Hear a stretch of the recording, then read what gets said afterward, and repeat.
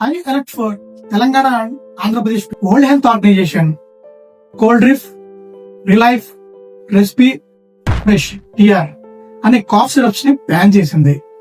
ఎందుకంటే వీటిలో diethylene glycol అనే సబ్స్టెన్స్ చాలా ఎక్కువ మోతాదులో ఉంది. ఈ డైఎథిలిన్ గ్లైకాల్ ని పెయింట్స్ అండ్ ప్లాస్టిక్స్ లో వాడతారు.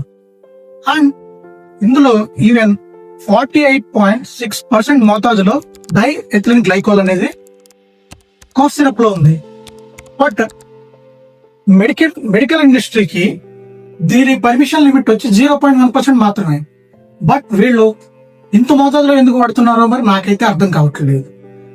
ఈ కాఫ్ సిరప్స్ తీసుకోవటం వల్ల మధ్యప్రదేశ్ అండ్ రాజస్థాన్ లో 20 మంది పైగా పిల్లలు kidney failure and heart attacks తో చనిపోయారు.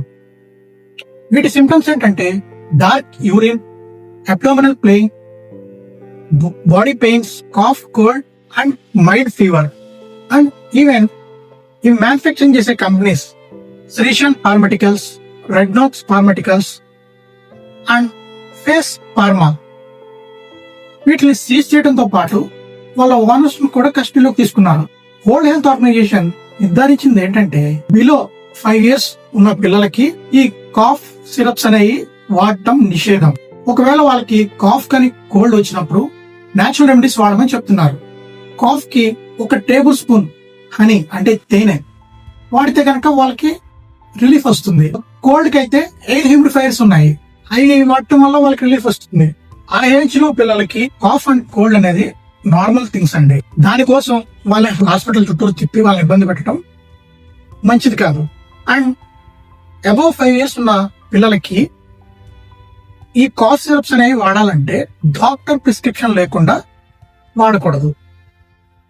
కల్తీ ప్రపంచం అండి, మనమే జాగ్రత్తగా ఉండాలి. అండ్ ఎవరన్నా ఇంట్లో ఈ కోల్డ్రిఫ్, రిలైఫ్, క్రిస్పీ ఫ్రెష్ టియర్ అనే కాఫ్ సిరప్స్ కనుక కనిపిస్తే ముందు వాళ్ళతో పారేపించండి. ఇవి చాలా డేంజర్ అండి. ఈ వీడియోని వీలైనంత మందికి షేర్ చేయండి. ఎందుకంటే కొంతమంది పేరెంట్స్ కి వీటిపైన అవగాహన ఉండదు. సో వాళ్ళు యాక్చువల్ గా వాడేస్తారు.